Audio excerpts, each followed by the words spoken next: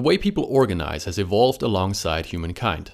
The more sophisticated our mind, needs, and emotions became, the more our need for complex organizations arose, and at the same time, the ability to create them.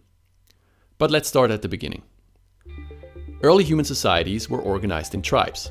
No more than a dozen or so people were able to work together, and they were usually bound by blood ties. There was no division of labor except that the men usually took care of the hunting, while the women bore children and looked after them. This changed when human consciousness developed further, to a stage we call red. Now people started to see themselves as separate and independent beings who could make their own decisions, unconstrained from their tribe. They started becoming opportunistic. At this stage, people organized in gangs, and still do in certain places. The advent of amber consciousness held a huge change for people and organizations around the world. Short-term personal benefit gave way to the need for security and stability. To achieve this, people started to plan ahead. Stowing away seeds from this harvest will secure the one in the next year. They also started to define rules and roles for everyone in society, and particularly in organizations. This not only led to the possibility to divide labor, it also made organizations scalable, sometimes spanning the entire globe. The longest-lived amber organization in the West is of course the Catholic Church, a pinnacle of stability.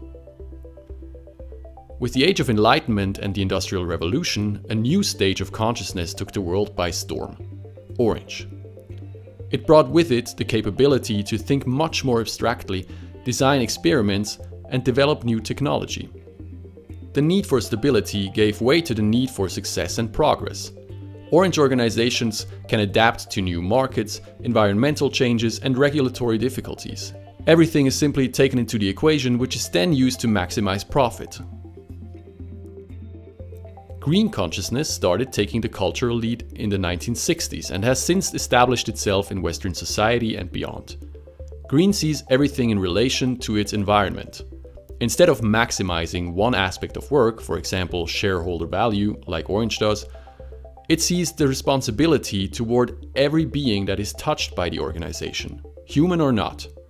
This is called stakeholder value, as it strives to take everyone who has stake in an organization into account.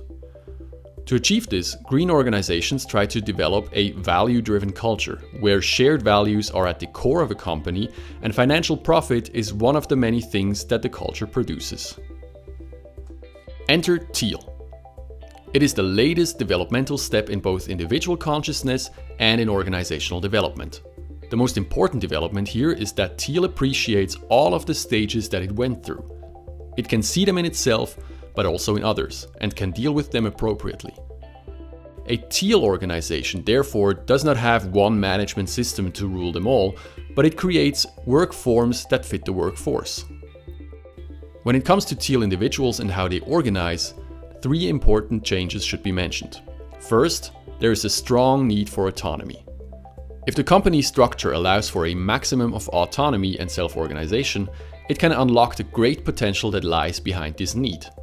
People who care about their work and who want to take initiative, finding untapped resources and new innovations. The second change is Teal's need for authenticity.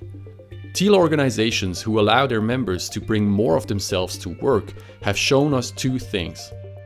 First, that hiding one's true feelings and thoughts is a great source of misunderstandings, inefficiency, and smoldering conflict. Second, by holding back their true thoughts and intuitions, people rob the organization of their great ideas, their wisdom, and their care. The third major shift on Teal is its unwillingness to work for something that has no higher purpose. From the Teal perspective, if an organization does not have a purpose that is larger than itself, it has no right to exist. This purpose should not be confused with the mission statement that most Orange companies have and that everybody working for them knows means nothing at all. This purpose is an authentic sense of meaning that carries over into every small action and every conversation.